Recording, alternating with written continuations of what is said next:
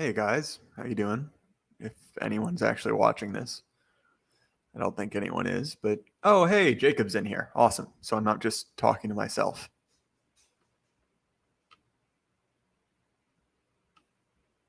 See, that's the kind of impeccable perfectionism and attention to detail you get on this channel. When I decided the last minute to do a stream, I want you guys to know that I have absolutely no technical issues. Anyway, this isn't going to be a long one. I just had a few things I wanted to say, and it's about as good form as any.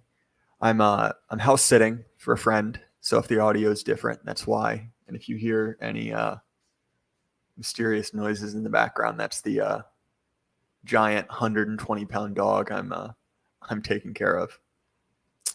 But anyway, so I wanted to get into a few things. The first is the really big news. I mean, everyone in the world has talked about it, but my main role on this corner of the internet seems to be to get to everything later than everyone else, and that's obviously the Roe v. Wade stuff.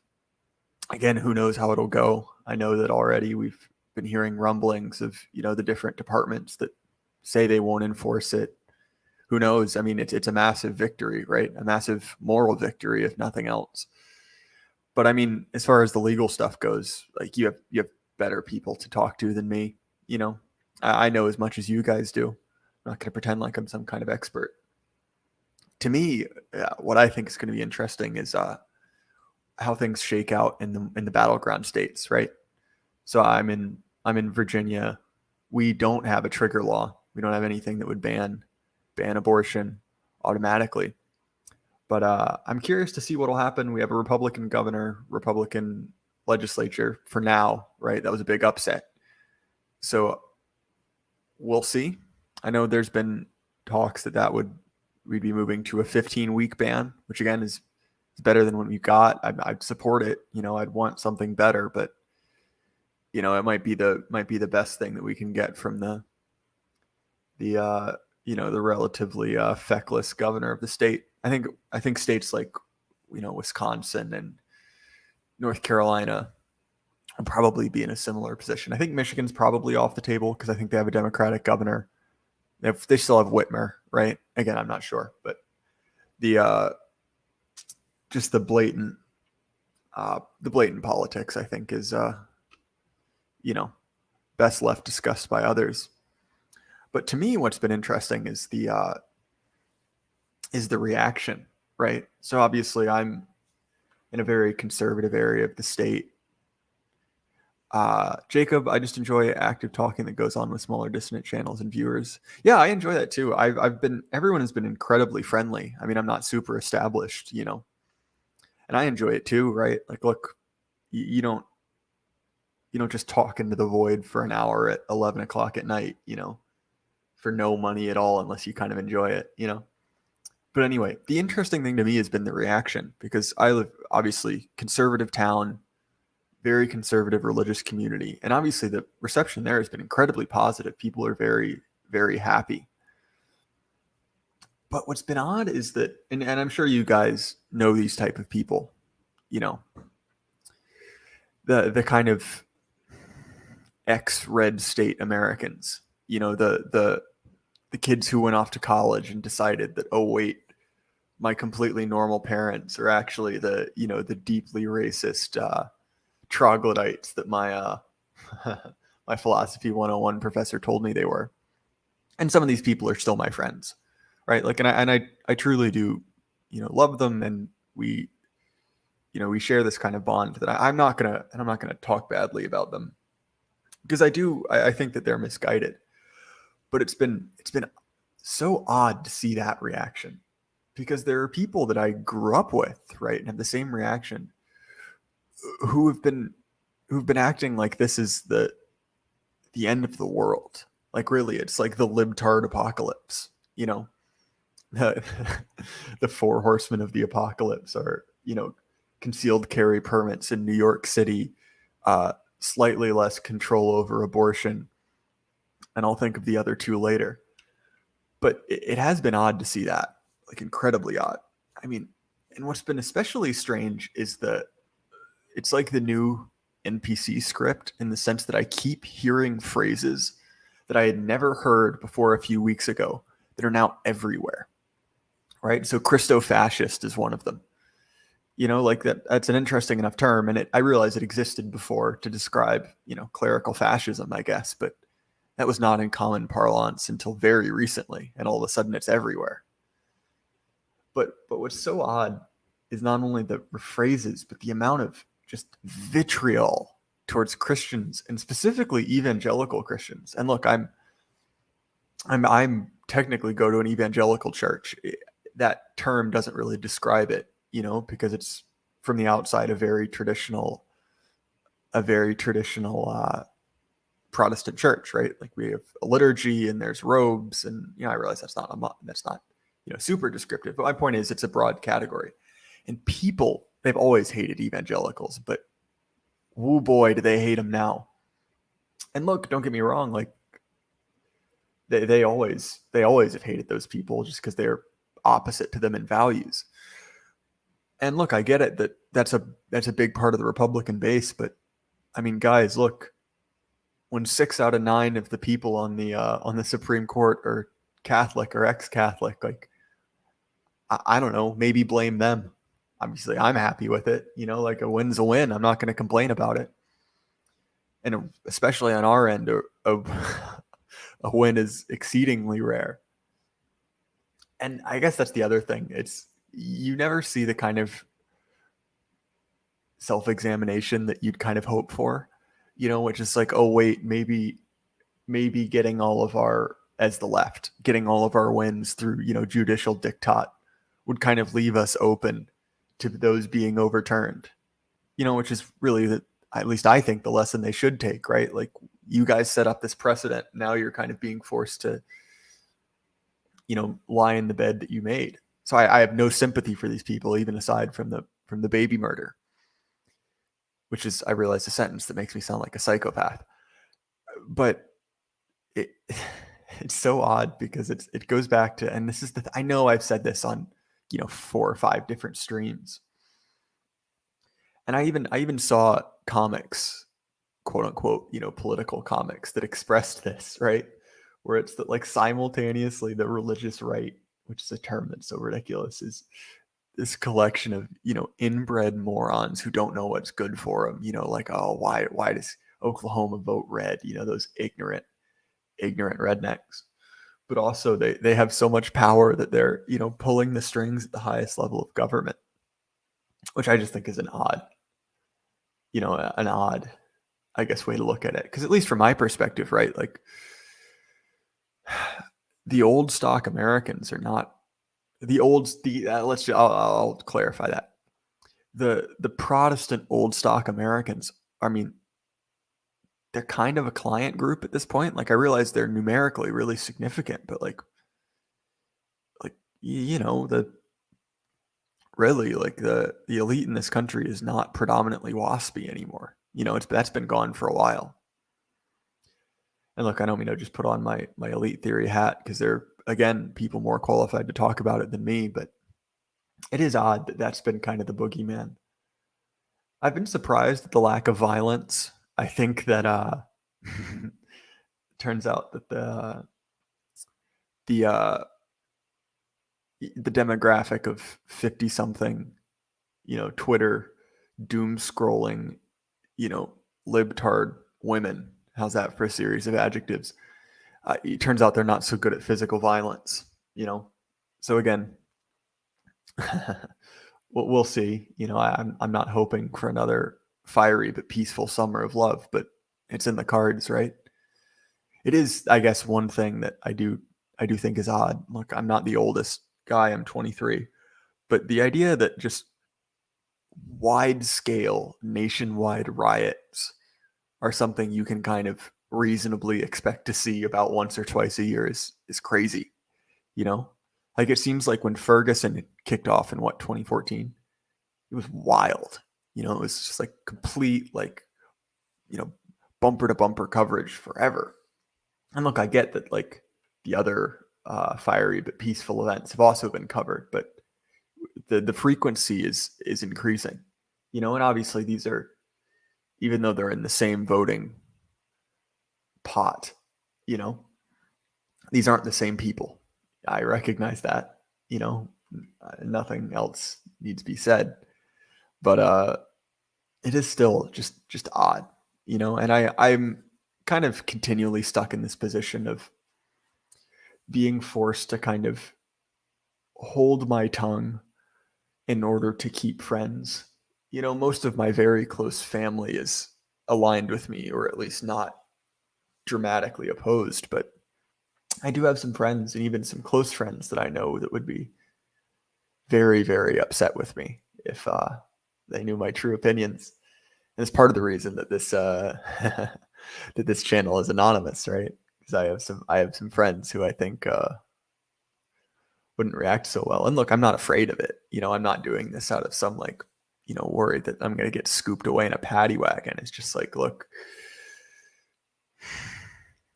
there's no sense blowing up a friendship that's been, going for 15 years because, because the guy spends too much time on TikTok. Look, it's stupid. There are things more important than politics, right? It's not like my vote or his vote really matters, especially in a state like mine. But anyway, that's not the summation of my thoughts on Roe, but just kind of the things that I feel like I can add to the conversation. Oros did a stream on it that I was on, at least for some of it. And if you want to hear more of what I think and more of what my friends think, that's a good place to look. I have some skills, technology is definitely not one of them, as evidenced by the first 5 seconds of this stream. But on Oros's stream, I don't know how I managed to do this because I was streaming on my desktop computer, which does not have a webcam. And StreamYard places, when you don't have a webcam, the mute and the start camera button are very close to each other. And normally it's not a problem, right? Like if you start your cam, you can just turn it back off, or it like adds has another box. But if you don't have a webcam, it just drops you from the call. So I managed to kick myself from that call probably 4 or 5 times, which is why there's not much of me talking, because it's me waiting for Oros to let me back in for the umpteenth time. But that aside, there was some interesting discussion.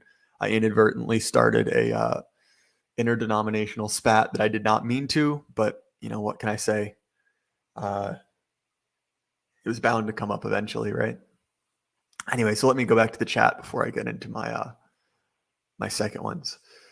John Konenos, that's pronounced wrong. Over here in NYC, people keep saying the 4th of July is canceled. Honestly, I'm surprised that people still celebrate the 4th of July in New York City. Look, I realize, like, especially post 9/11, like, patriotism is, more possible there, and not everyone's a Brooklyn shit lib. But I'm surprised that it was. I guess I shouldn't be surprised, but yeah, and I do. That's actually one of the other things I think, that if we see the trends towards kind of like geographic, like political realignment, where people essentially moving away from, red and blue America. And I realize that hasn't been so, so perfect, but I hope that we see the Californians leave Texas. I think my state's gone. Honestly, I wish I could join West Virginia. The Nova's just so powerful. Obviously, literally, and also just in like a vote tally sense. Paul W. Hall, I'm lucky that my libtard friends have gotten used to my opinions. Some of mine have. I have some friends who, despite the fact that they are liberal, I think are genuinely liberal in the sense that they are okay being around people who disagree with them. Really the hard ones for me are kind of and I hate to say it, I don't want to psychoanalyze it, but it is just like, there's kind of a type of person who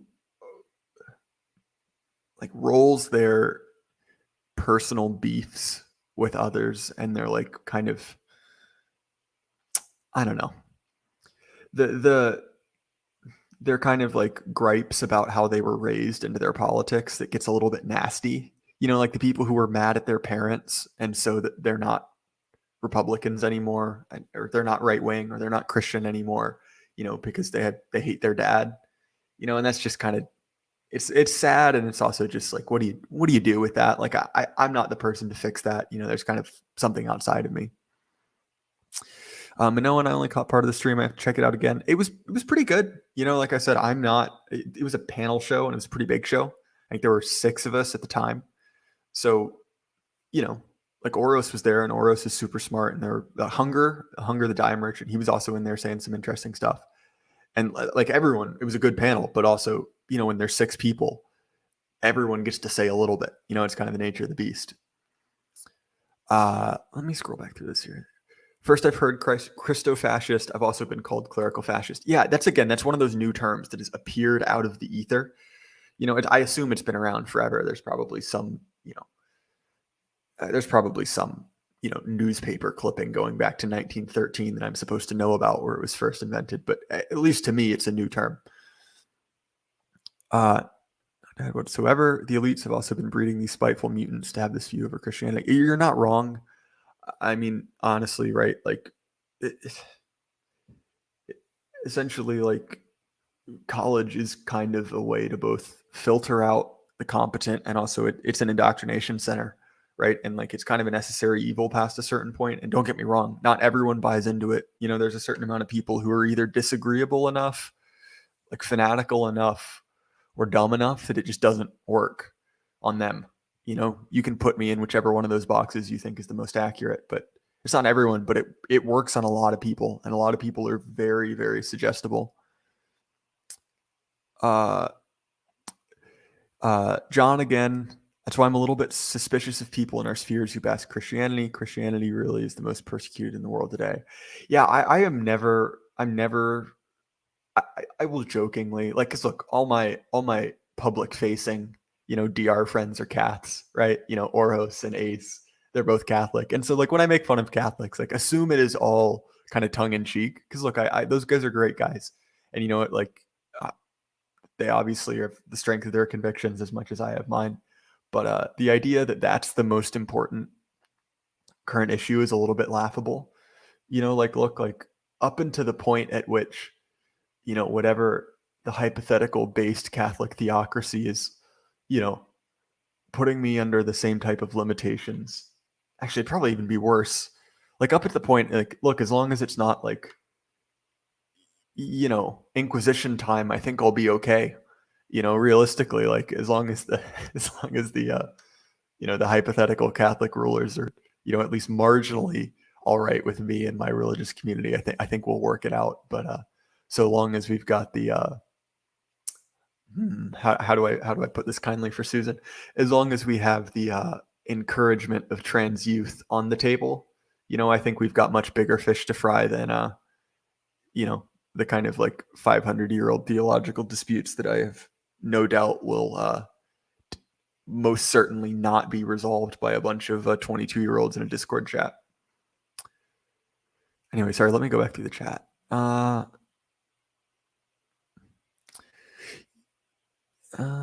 Sorry. Anyway, I'm not just trying to stutter into the mic, but I'm trying to read and talk at the same time, which is something I cannot do. Anyway, so on to the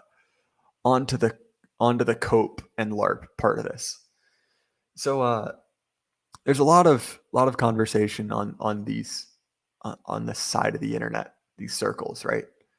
About cope and LARP, right? And if you don't know what those terms are, LARP, which is a term that goes back to kind of the 70s, I believe, is an acronym that stands for live action role play, which essentially originally was for disgusting basement dwelling nerds to pretend to be, essentially role playing game characters, right? So D&D, but it's not on paper, it's in your mom's backyard, dressing up in armor and stuff.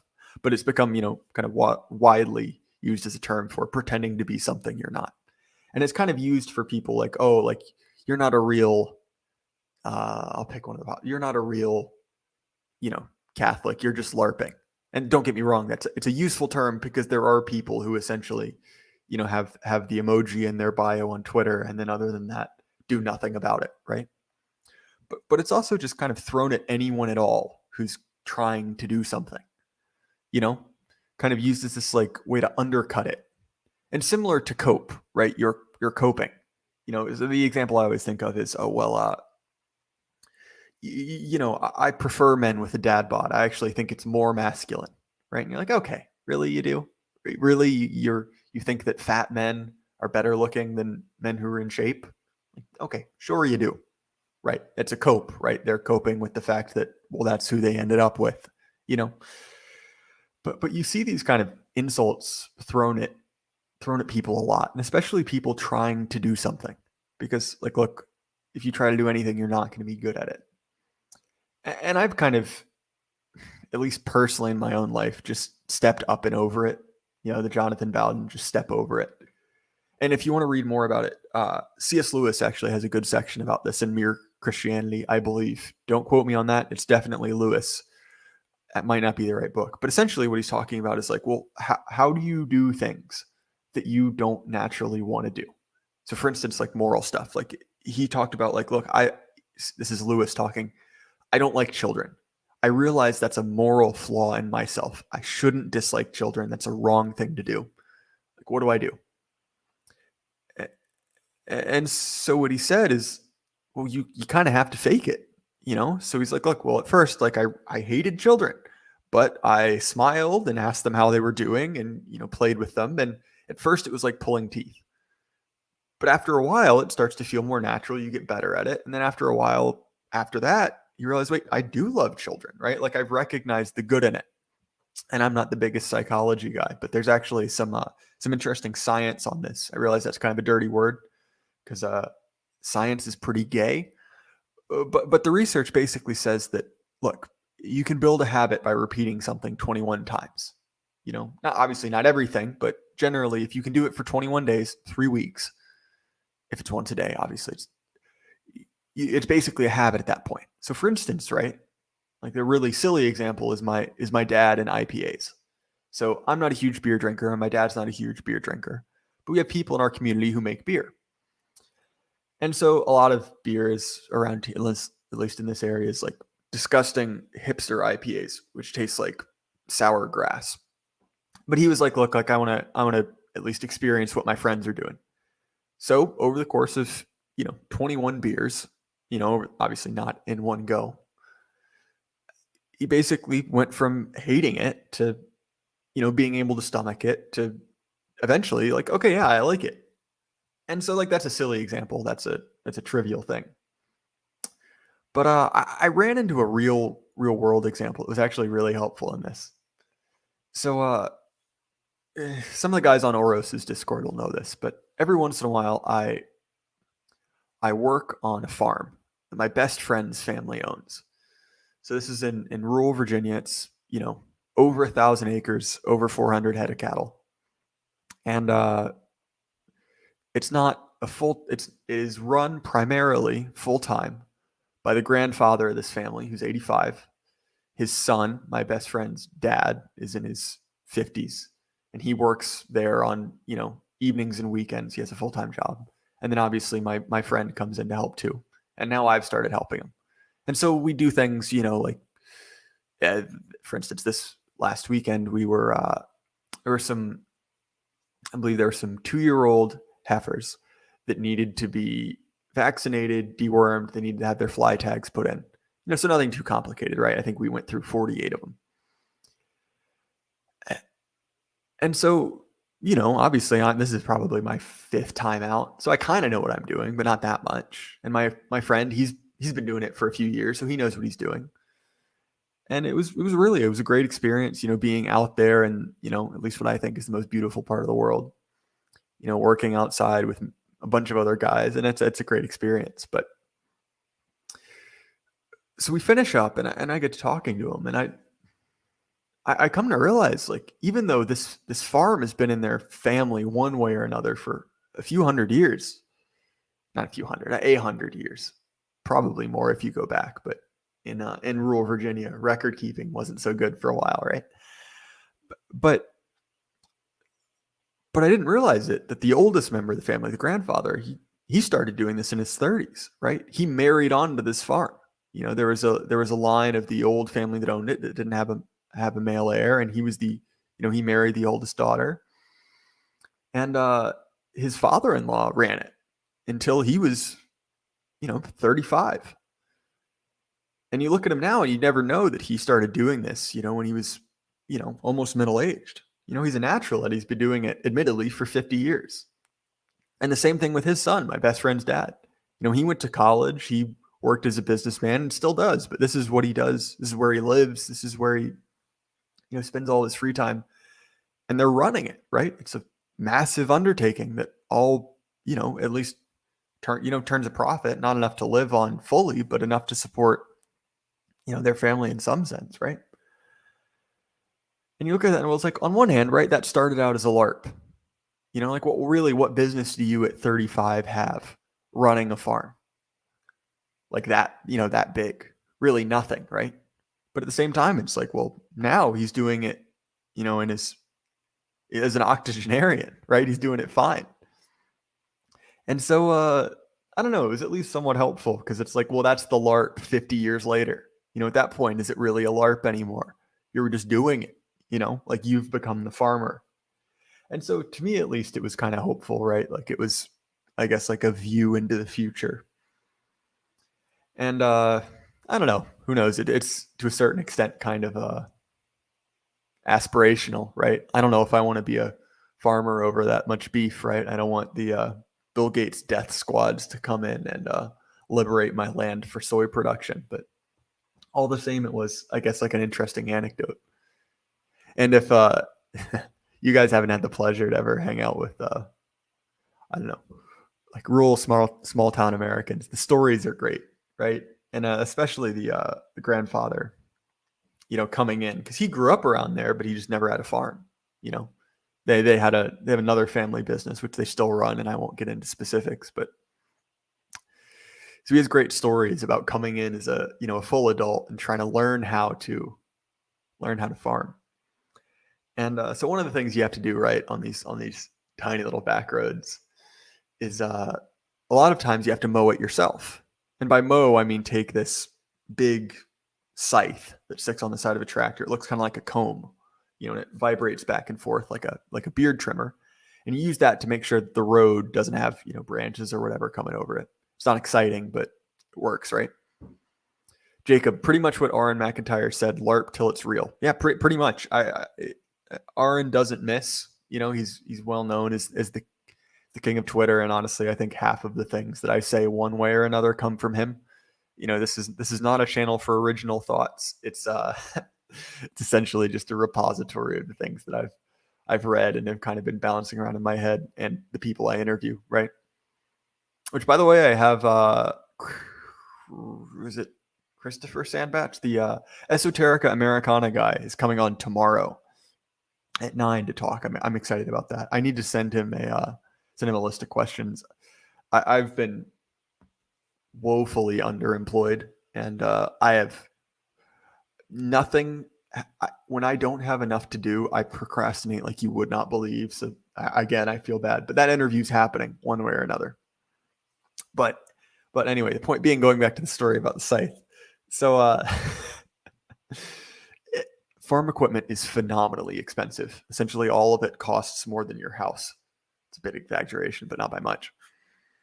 And it's pretty tough, but at the same time, like if you break it, it's tens of thousands of dollars. Yeah, Spindly, we call it a hedge trimmer. It's the same thing. It's just tractor sized, right? Do you know what brand of tractor they have on the farm? They have everything, because when you have a farm for that long, things just, if they break, they kind of stay. So there's a bunch of Ford tractors that are really old, but I think the new stuff is John Deere. But there's also an orange one, and I don't remember what brand. Maybe that's New Holland. I can't remember. They have like a dozen different tractors that all kind of work and kind of don't. But anyway, going back to the story. So this man is running down with the hedge trimmer or the scythe, cutting down the branches. And everywhere around here, because it's been farmed for 400 years, there are these giant fence posts just covered in barbed wire. And so you're already kind of seeing where this is going. It gets wrapped up in the scythe and makes a horrible grinding noise as this, the barbed wire is just getting shredded between these blades. And it bends all up. Everything looks like it's terribly broken. So he goes back to the farmhouse, dragging this fence post along behind the tractor to to his father-in-law, which that's another dynamic I don't envy him for, right? Marrying into the family and having to take orders from your father-in-law. But he comes out and he's like, "Oh, I'm so sorry, I broke it." And his father-in-law looks at him and goes, "No, it's fine. It's supposed to do that." And then reaches and snaps it back. And the whole point of the story, right, was that it's designed to do that, right? It's got a breakaway point. If it meets resistance, it'll just bend backwards. And the thing's fine, right? But the point of the story is like, look, his point was, look, I was here. I made mistakes. I broke stuff and I didn't know what I was doing. And I'm fine now. And he's a great guy. He's a really good teacher. He's, incredibly helpful to learn from. And having that attitude of like, look, I've been there. I've messed up just as much stuff as you probably will learning, and it's really helpful. But he's a funny guy. He's again, like I said, mid-80s, and you'd never know it. He's just as agile as I am. We're stacking hay bales after we. Which, by the way, I've done at least some work with the big round bales, which are huge. You don't realize how big they are until you stand next to them. But one of the other things, again, going back to the decades of discarded agricultural equipment, is there's one baler that makes the tiny little square bales like you see at a garden store. And those are great because you can pick them up, but they're not great because you have to move it like 30 of them to get one big bale. So they're just a pain to move, right? They take forever. But yeah, their forehead height, that's a good way to describe it. There's two Jacobs in chat now, which is making them even more confusing. But the point is, right? So we're all tired out from working, and I'm there. I'm 23, decent shape. My best friend there, he's same thing, 23, decent shape. And we're kind of huffing and puffing because it's a decent amount of effort. And we look over, and this 85-year-old man's moving just as fast as we are, and that's it's a little bit humiliating, right? When I bought my current house, the prior owners had decorated the place out in John Deere. There's a border running around the master bedroom stating nothing runs like a deer. Yeah, that's one of those weird ones, right? In like southern rural America, there are like 2 or 3 brands that people love. John Deere is one of them, and then Real Tree Camo. So my fiance is now she's an art teacher, but she was trained as a designer. So she has very refined taste. And obviously, like, planning on getting married, you're kind of, putting together a registry and like figuring out all the boring nuts and bolts of, running a house together. So things, like plates and chairs and all that. But she'll occasionally ask me for input. And most of the time I give her very serious input. Now, admittedly, I can't really tell the difference between eggshell and off-white, but I'm sure that it's quite important. And I managed to find this Walmart Real Tree brand like dining set. And I don't mean like, oh, just some plates. I mean like it was a gravy boat and everything, like a full set of china decked out in Real Tree. I saw that and I was like, that's something I want. I don't know why, but it kind of speaks to me on a level, right? Minoan, I hated baling, guaranteed heat stroke, and picking slivers out of your hair and feet for weeks after. You're not wrong. The worst part is wasps, because wasps or yellow jackets will build nests in the ground, and if you hit them with a or run over them with either the mower or the baler, they don't appreciate that. And bees are a whole lot faster than a tractor, so at a certain point you just have to get out of the way. My house got a pretty decent plot of land for farming, nothing too crazy, but enough to grow a few different kinds of stuff. It's a nice life over there. Yeah, it's interesting. I didn't really grow up with it. I grew up mostly just, fishing, kind of spending time on the river, but none of my family was agricultural. So I've been kind of learning it through them. And then one of my best friends, he's a little bit older. He's like Gen Y, so old millennial. He spent a lot of time on kind of like farming communes, like hippie stuff like that, during the financial crash. So he's a super knowledgeable planter now. And he just bought a new house with some land, and he's been growing. And I've been, meaning to go out and learn from him, because it really is, it's something I want to know more about. Having a seems to be some kind of conversation about different shades of white in the chat, which while I agree with, I can't really add to. I was mostly just using that as an example. John, okay, that's why I can't pronounce your last name, because it's Greek. I went to a classical school, and so I learned Latin, and I learned a little bit of Greek. Now, admittedly, this is Koine Greek, right? Like New Testament stuff, which isn't super complicated. But even easy Greek is somewhat difficult. At least from what I learned, the first like 50 to 70% of Greek was pretty easy to learn. You know, it was like, oh, all the rules make sense. It's not that many words, so you can really get most of it. But that last 30% is impossible, right? It's like an order of magnitude more complicated. Yeah, it's definitely not the easiest language. I thought Latin was not too bad. I am clinically damaged when it comes to learning languages. I can read fine. But when it comes to speaking, I mean, you guys know I can barely speak English. So when you have to ask me to translate and talk at the same time, it's a recipe for disaster. Sorry, just let me get a drink of water. I'll be right back.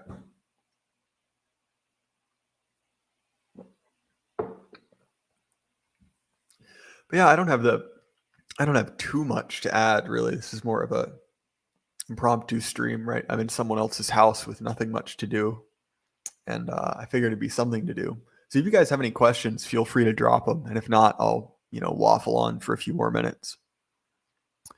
Got plenty of fishing in Greece too. I personally don't like it, but my father loves fishing. Yeah, where I am, it's at least mostly it's river fishing, and it's kind of a shame because I don't know what it is about my area of the state, but we have, actually my state in general, is that I swear my state has just a horrible infection of social planners, right? Like going back to the original progressives.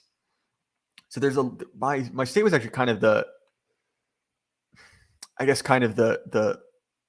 blueprint for a lot of the 1930s eugenics stuff. So like there are tons of these facilities all around where people with mental disabilities or who are otherwise determined undesirable were sterilized, right? In many cases without their knowledge. And they're everywhere, right? Some of them were turned into prisons later, right? So the famous one was the one in Stanton, which that place is incredibly haunted. I don't mean that lightly. I think they tore it down, but I mean, there were creepy, like they found, fetal remains in the cistern, like all kinds of crazy stuff. And these were not good places. But my point is that there's some kind of, vein of social planning, right? Like the idea that we're going to, fix it, right? Like kingdom of God on earth stuff, albeit without the God, just kind of like that kind of progressive instinct that Moldbug talks a lot about. But one of them is the fish and game department here. I'm convinced they're headed up by a demon. If you've read the last book of the Space Trilogy, That Hideous Strength, that's essentially our fish and game system. And they had this harebrained scheme that they were going to dump invasive catfish into all of our rivers to solve some issue. I've never been quite clear what that issue was. The problem is it's blown out a lot of the beautiful rivers, like the James River, which used to be, was famous, right? Like if you read, the early accounts of the pioneers, right? I guess they weren't pioneers. The early, wow, that's me looking for a word, but you know what I mean, right? The early accounts of kind of the Americas, right? The James River was beautiful, like people talking about, oysters as big as your hand, like, and the catfish and the pollution, but the catfish didn't help, just blew it all out. And it's sad because they've done it in multiple rivers. There's still a few that are intact, like I do love, the New River and the Maury and all of these, just beautiful rivers. And I haven't been in a long time. I'm going with my grandfather again soon, which will be good. I'm not exactly a great fisherman, but it is kind of, it is good for the soul. Jacob, yeah, yeah, exactly. It's essentially like we keep releasing, frogs to get rid of the flies, and then we have too many frogs and vice versa. Question: would you rather watch an MLS match in the stadium while waving an LGBTQ flag or spend a weekend in prison? MLS, Major League Soccer in stadium while waving an LGBTQ flag or a weekend in prison? Depends what prison. Because if it's county, like whatever. If it's like one of those nice white collar ones, I'm fine. But if it's like butt rape prison, sorry, that's probably I guess I'm not monetized, so what does it matter? But that kind of determines if I would think if it's the choice between getting sodomized and wearing the sodomy flag, I'm going to be honest. I realize that's not exactly standing up for the current or your convictions to the nth degree, but is it in Qatar? That's another one. Look, like I'm not a sports guy, but watching the immense gymnastics that professional sports go through to play in the Middle East is personally funny to me. And if you've watched I'm not joking, some of the funniest PR I've ever seen is look at the rules for the upcoming World Cup, which I believe is in Qatar or Qatar, however they want you to say it. But, I don't feel the need to be culturally sensitive, and I decide it's Qatar. But they've essentially said that if you have a one night stand, it's I believe it's 7 years in prison, which is incredibly, incredibly based, but has been very funny to watch the kind of generic sports anchors wrap their head around it, right? Actually, while we're talking about sports, the only time I watch sports, other than if my my friends are watching some game or something, is at the gym because they have ESPN on the TVs, and so I don't actually watch it. I just kind of see it between sets. But one of the really odd things is how much they're pushing the WNBA. And at first I was like, okay, whatever. I realize it's the season. They play at a weird time. But they're pushing them even on like the documentary channels. And so I did a little bit of Googling on it. And it turns out that essentially there's been kind of a coup with ESPN where they've decided to increase player equity, between the NBA and the WNBA by showing more WNBA games. But the problem is they're kind of strangling the golden goose, right? Like ESPN is, and I realize less so than it used to be, is incredibly, incredibly lucrative. And so they're taking primetime television and putting, like John said, something that absolutely no one watches. And so on one hand, right, it's Disney, and I realize they could lose essentially an infinite amount of money and still function. But it is just kind of bizarre because after a week or so, you're like, are they still going with it? Are they still making the wrong decision? The decision that doesn't make sense? And they are, and they're sticking with it. And what's especially odd is they're trying to like retroactively make WNBA history moments. So like I'm sure you guys have noticed, right, that there's like iconic shots in sports. I'm not in it, but like, Muhammad Ali standing like that, Jordan dunking, like all those wow shots. And they're trying to remake them, but instead of, like a packed stand where everyone's screaming, it's like the perfect shot. It's a bunch of 6 foot tall lesbians in a gym that's full of absolutely no one in Cleveland, at like 3 p.m. on a Tuesday. It's not exactly epic stuff, but it is kind of funny to look at from the outside. We're kind of watching in many cases, right? And this is a very silly one, the triumph of ideology over any reason whatsoever, ANC 3D, thanks for answering. I'm glad to answer your question, but I think you overestimate what else I have to talk about. At this point, I'm kind of just waffling on. Yeah, women do a dunk and then people go crazy. Like, look, I realize I can't dunk, so that's not my point. But I get that, like, oh, it's the fundamentals, whatever, but it's not exciting. Like, look, I like watching the NBA when I watch it because it's a bunch of, absolute freaks of nature. I'm convinced there's only 2 types of people who go into the NBA, and that is people who look indistinguishable. They just look like a normal human, kind of scaled up 20%. They don't even look athletic.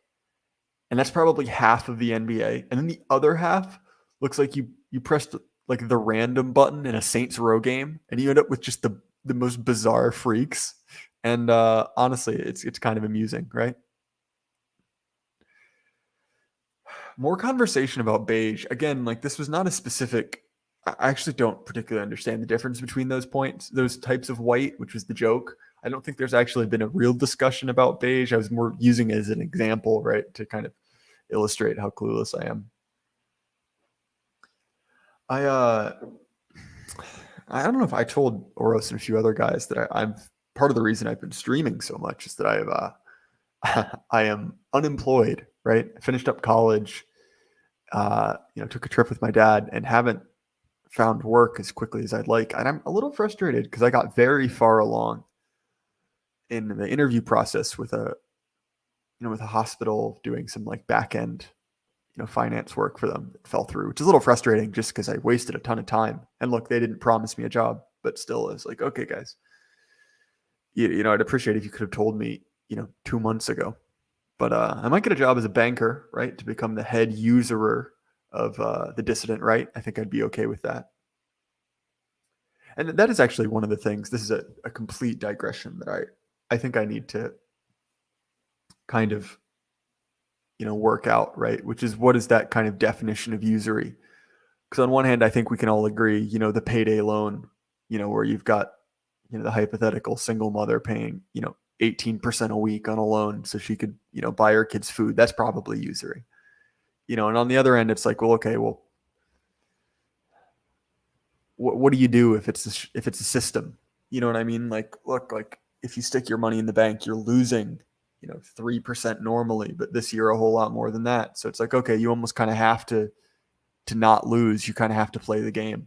And look, I got a finance degree. That's a degree in playing the game, And so at least for me, right, like I feel like I need to kind of, I guess, find that middle line between practicality and following my morals, And that's something I realize that's kind of personal. And I'm not, looking for sympathy or anything, but it is kind of an odd position because I might be, like I said, getting a job in banking. And admittedly, this is, pretty local, right? So it's not exactly, shady backroom deals with the Fed, but all the same, I think it's something to think about. One of the things I talked about with Thomas, which that episode's actually been doing pretty well. Thomas and Semiagog, Big Shock, both of those episodes have done, at least, compared to the rest of the channel, phenomenally well. And I'll have Thomas on again on the 7th of July. I haven't quite decided. I think we're going to talk about, this is something I'm really fascinated about. I'd love to talk with Dave, the distributist, about this, but I don't know how to get in contact with him. I probably could, but especially because he was talking to Oros. Whatever, I'll figure that out. But I'm talking with Thomas about the nature of evil, and especially in fiction, right? Like how do you write a villain? How do you portray evil in fiction?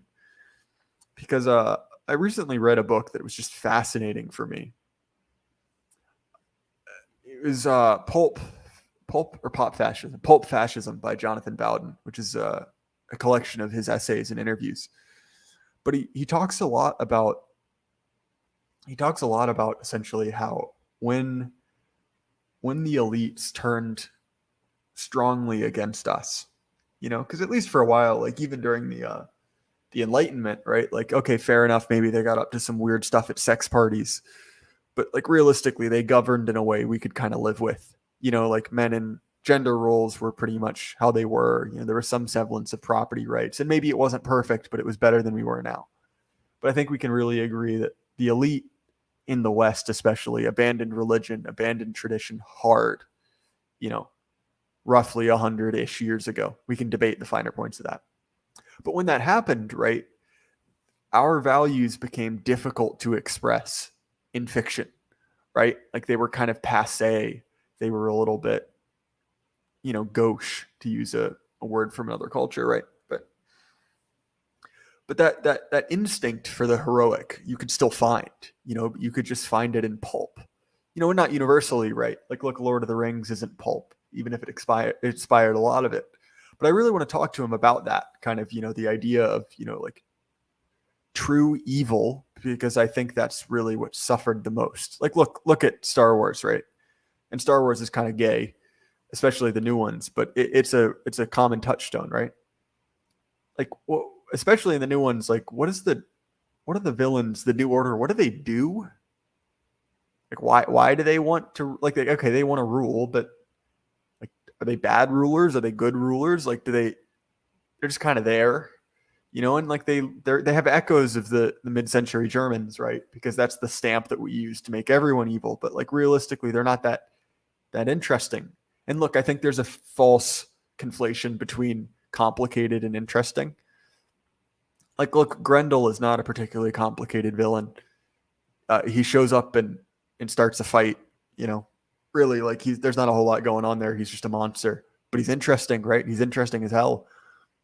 And I think that a lot of modern fiction, and I mean both literary fiction and kind of on the silver screen, is just terrible. So, for instance, right, I like Guillermo del Toro. That's a mouthful, but I like him. He's visually interesting. He, interestingly enough, directed Blade 2, which is it's a all-time classic featuring Wesley Snipes. And I think that's it. I think that Ryan Reynolds is only in Blade Trinity, which is the third one. Sorry, you're not here to listen to me talk about Blade. But Pan's Labyrinth is a great example, right? Pan's Labyrinth and The Shape of Water. Because, well, okay, who is the evil in that? And, well, if you believe, right, in kind of this blank slate ideology, right, that man is corrupted by society. Well, okay, evil can't be something that's from inside man, right? It can't be the flaw in all of us. Well, it has to be a societal thing. And we can't make fun of our society too much because my friends are in charge. So, I guess evil is a thing that people used to do a while ago, and we still feel its effects now. Okay, well, so the villain in Pan's Labyrinth, I guess it's a Francoist, Nazis supporting Spanish officer. That's the villain, right? Okay, which I guess that kind of works, but not really. And kind of the same thing in Shape of Water, right? Like, well, the villain is kind of this like oddly ill-defined scientist who doesn't like minorities and fish alien sex. I don't know. It doesn't make much sense. But the point is, right, like when evil is something that is exogenous to humans, you have to kind of end up with weird, convoluted ways to make a villain, Whereas if you have the more classical or the more Christian understanding, right, that humans have a part of them that's evil, and we can debate on how much of that is evil, but it's still there, And so I'm kind of interested to talk to Thomas about that, because I think that idea of evil is very much alive in pulp. So my favorite two forms of pulp are Berserk and Warhammer 40K. 40K is probably the easiest one to explain, but the way evil works in Warhammer is actually quite interesting, right? Like, essentially, evil is birthed by human emotions, like human corruption. But then it becomes a force of its own. And it doesn't just corrupt you in the way that, like, oh, it makes you a little more mean or a little more aggressive. No, it physically twists you. And it twists you towards destruction. And not just kind of like, like atom bomb destruction, but like inversion and like leveling, and kind of everything is just like essentially descends into hell, right? And Berserk is very much the same way, right? Like, demons exist, hell exists, and look, they're not just misunderstood. Like, they're not like is it has been, what's that stupid anime that all the 4chan trannies are big into, the one about hell? I can't remember. But the point is, right, like, it's like, look, evil's real, the devil's real. And you're going to have to kill him with a sword. That's kind of stupid. It's kind of pulpy, but at the same time, right? Like, that's a deep human truth as far as evil goes. Like, evil isn't just like a societal force. Like, it's a real thing with kind of a kinetic element to it.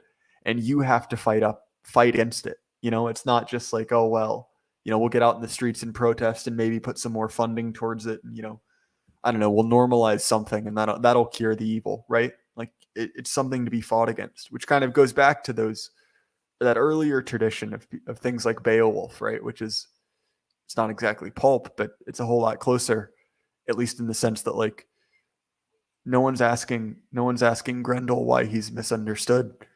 They're just ripping his arm off because he's kind of messing up the party. And sorry, my voice is going out because I've been up all day. But anyway, that's kind of my pitch to you guys for my stream with Thomas. That'll probably go live at 9 p.m. on the 7th. Thomas, it's a little late for him to talk. Oh, I'm not sure which anime you're talking about. So Berserk is both an anime. I've only read the manga for it. I don't like anime. I don't like manga. This kind of transcends that. So similar to my assertion that most sci-fi is garbage, but Dune is very good, or most fantasy is garbage, but Lord of the Rings is very good. Berserk is kind of like that. It's very, very adult. It's incredibly violent, but it's good. There's something in there. And at least to me, right? Like that was one of my formative influences as far as pulp goes. So anyway, we're kind of coming up to an hour. So if you guys have any more questions, we can knock those out. And if not, I'll probably bring this to a close. Not Berserk, but the weird anime you spoke that the trans were into. That's fair. I think it's like Has Been Hotel or something like. Let me look that up. I can't think of words. Has Been Hotel. Yeah, HAZ, which is, I don't think it's anime. I think it's some like adult animation, but it's essentially, it's about like non-binary demons hanging out in hell. Again, I have not watched this. I really just kind of became aware of this through poll memes. So I'm not going to say I have advanced knowledge of it, but the point is, it's kind of that like traditional progressive, like, wow, it's so cool that we have a cartoon about hell, but this time the demons are the mildly sympathetic. It's stupid. It's just libtard stuff, right? Anyway, I realize listening to me poorly remember details of shows I haven't seen isn't exactly high-end entertainment.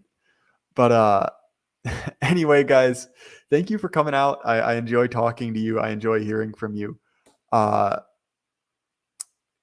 Again, like I said, I appreciate you guys coming out, especially at such late notice and so late in the evening. But anyway, guys, I'll see you later. I'll be up tomorrow with Christopher Sandbatch. And anyway, guys, I'll see you guys later.